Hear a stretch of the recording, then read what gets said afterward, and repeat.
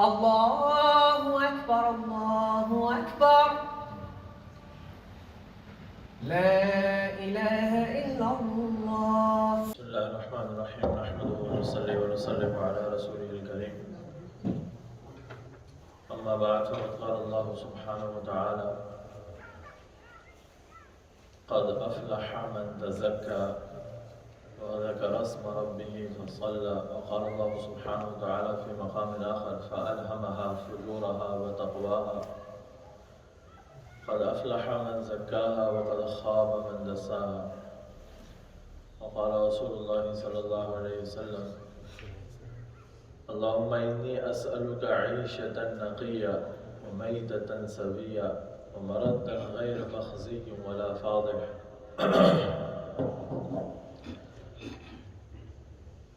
أو كما قال عليه الصلاة والسلام. Dear respected brothers and sisters in Islam, Umar radiallahu anhu, he used to say one thing. He used to say, La amala liman la niyata la. The one who has no good intention, no sincerity, his deed is not even counted as a deed. That's why Imam Bukhari rahmatullahi alayhi started off his book with niyat, innamal a'malu bin niyat. What intention, what motivation brought you here to do this amal?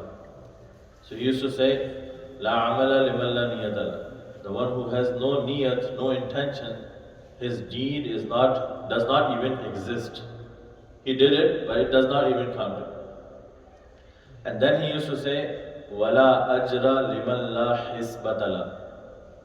The one who does not have full hope in the reward which is promised by Allah. His deed gets counted, but he does not get any reward. You must have heard this hadith many times in the month of Ramadan. That Rasulullah sallallahu alaihi wasallam about Ramadan, he said, Man sama Ramadana imanan wa ihtisaban ghufira lahu ma taqaddama min dhanbi. He did not say that only the one who fasts in the month of Ramadan, he gets forgiven. No, there are two conditions. One is iman, that he was doing this for the sake of Allah, to build his hereafter. And he knew this is my success lies in this, fulfilling the commandment of Allah. This is iman. And then ihtisab. He had full hope in the reward promised by Allah. I'll give you an example to make everyone understand this. Throughout the month, we go to work. And every single day when we go to work, we have this in our mind that on the 30th, on the 1st of the month, we will get the paycheck. That hope of that paycheck makes us work throughout the month. If I had not got the proper sleep last night, I will still go to work. If I have not taken breakfast properly, I will still go to work. If I'm not feeling proper, I'm feeling a bit sick, but that hope of that salary still gives me power. That is called ihtisab, my dear friends. Quickly, before I go into my topic today, I want to mention every Friday we come and we offer Friday prayer. Have we ever checked our intention? Why do we come to offer Friday prayer? What is Friday prayer? And do we know what reward Allah has promised on Friday prayer? One of my teachers in Pakistan, he is a great Shaykh al-Hadith. He was once saying that I have gone through all the treasure of Ahadith. I have not seen any other deed on which Allah has promised such reward which Allah has promised on Friday prayer. First of all, let me quickly tell you what is Friday prayer. Yesterday also we offered Alhamdulillah Eid. When we were learning in Hadith about Yawmul Jumah, Salatul Jumah, our teacher told us this, I still remember, that Allah subhanahu wa ta'ala, He has beautified our lives with the great purpose of worshipping Allah subhanahu wa ta'ala. That is the sole purpose of our existence. That Allah has created us to worship Allah, to please Allah, to find the pleasure of Allah, to live a life which is pleasing of Allah, pleasing to Allah. That is the sole purpose of our existence. Now, and that could be done only by worshipping. Allah's pleasure lies in worshipping Him, obeying Him. Right? Now this worship is of two kinds. Ibadat is of two kinds, is of two categories. One which is specified with time. One which is not specified with time. Mu'ayyin bil waqt, mu'ayyin bi ghayr al waqt. Right? Ghayr mu'ayyin bil waqt.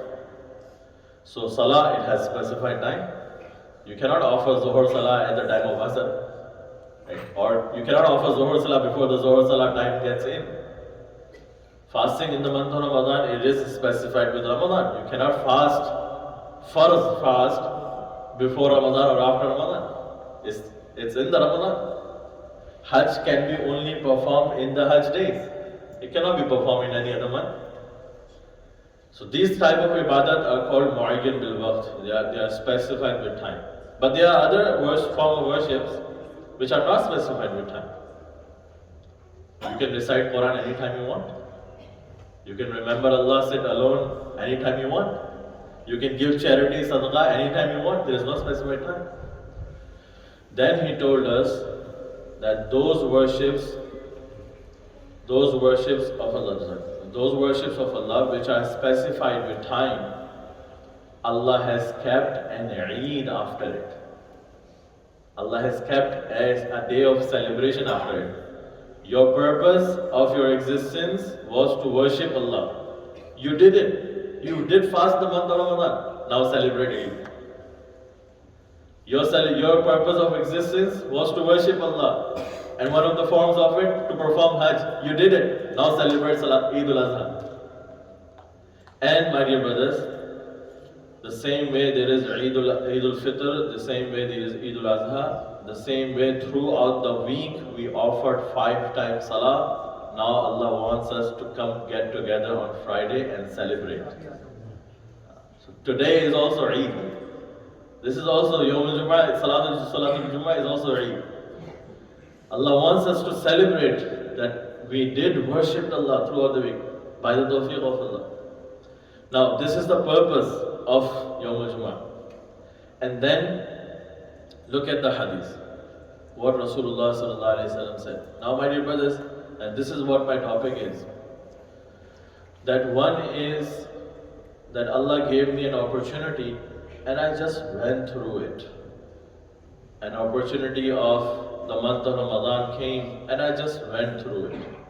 Opportunity of Hajj came and I just went through it.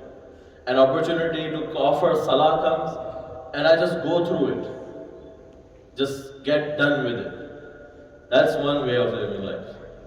Allah gave me life and I just went through it. Bas guzar gayi zindagi. I lived life. One is that Allah gave me an opportunity and I beautified it. I organized it and I did it the way Allah wanted me to do. This is one thing. So one is that I had to work, so I went to my work, and on the way there is a masjid on the way. I stopped by there and I offered Salatul Jumah. So there is one way of offering Salatul Jumah like this. It's going to be done. Your duty is over. But one is that way which Rasulullah sallallahu alaihi wasallam has told us. Now look at the hadith, everybody. The hadith says, "Man bakkara wabtakara." The one who starts to prepare for Salatul Eid, for Salatul Jum'ah, early morning, from early morning, not 5 minutes before the Khutba starts. He starts to prepare for Jum'ah prayer when? Ibtikar. Ibtikar is the time when sun rises, from the morning. Allahu Akbar. If you go to, may Allah take all of us again and again to Makkah and Medina. If you go over there, till now they have this ritual. 9 o'clock, everybody is in the masjid. The doors are closed. There is no space inside the masjid. If you go to Masjid Nabawi, you go Masjid Haram, 9 o'clock doors are closed. People prepare from early morning, not 5 minutes before the khutbah, half an hour before khutbah. No, early morning. That is what the hadith says. Man bakkara wabtakara. That is first thing. Second, waghassala waghtasala. Achhi tarah ghusl kare. He takes shower properly. He wears proper clothes. He beautifies himself. My dear brothers, I was with one sheikh last month in Melbourne, and he was telling me this. That how, and this is what it comes in a hadith as well. That Allah subhanahu wa ta'ala, He Himself complains to us. هَلْ تَتَزَيَّنْتَ كَمْ تَتَزَيَّنْتَ لِلنَّاسِ فَهَلْ تَتَزَيَّنْتَ لِنَفْسِكَ. How many times you have prepared yourself for people? Allah says, have you ever prepared yourself for me? Have you ever got ready for my sake? One of my teachers, he always used to say this statement of a sheikh, that he got new clothes. When he wore them, he got in front of the mirror. And he looked at himself and he said, Oh Allah, I bought these clothes for you, for your sake. I got them stitched for your sake. I wore them for your sake. Now you tell me how I look. You tell me how I'm looking. This is preparing yourself for the sake of Allah. That is the second thing. Ghassala waghtasala. And then what does the hadith says? وَمَشَى إِلَى الْمَسْجِدِ وَلَمْ يَرْكَبْ. He goes towards the masjid walking. He does not take a ride.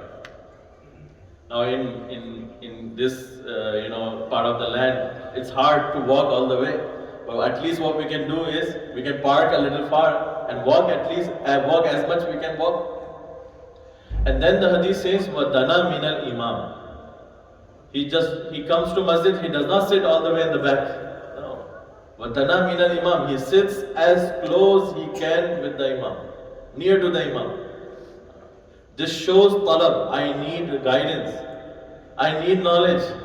I need to rectify myself. This shows talab. Dana min al-imam. And then fastama'a walam yalghu. He listens to the imam very carefully, what the imam is saying.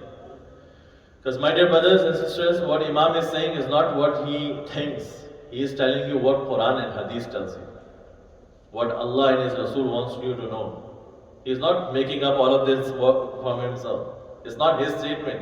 It's Allah's statement.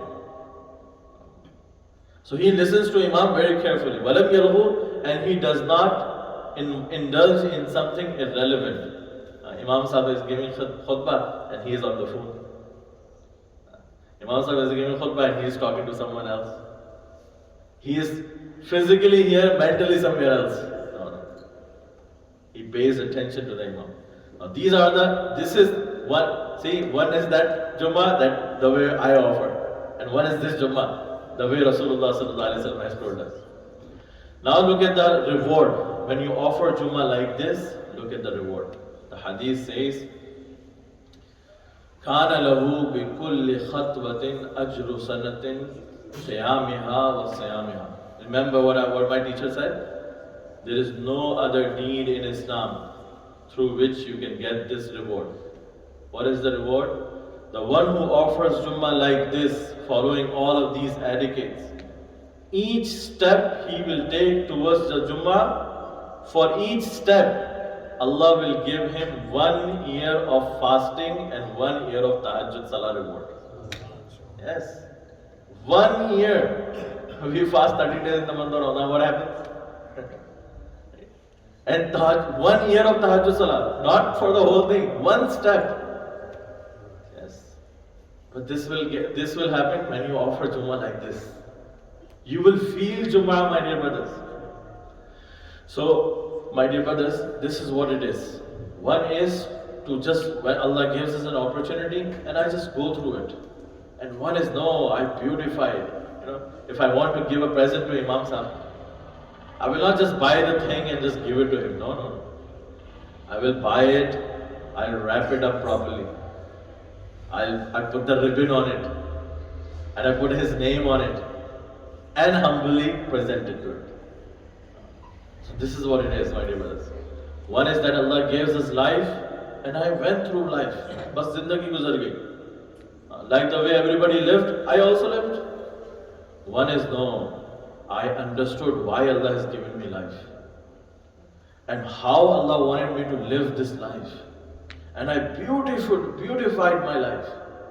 And then, when I stood before Allah, I present this life to Allah. Oh Allah, this is the life I have lived.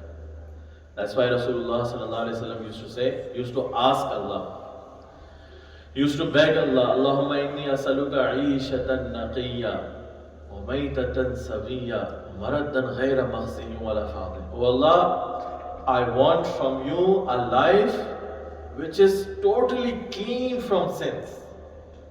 मैं तुझसे जीने के लिए साफ सुथरी जिंदगी चाहता हूँ. That life which is free from sins, गंदी नहीं है. And that is what the purpose of life, my dear brothers.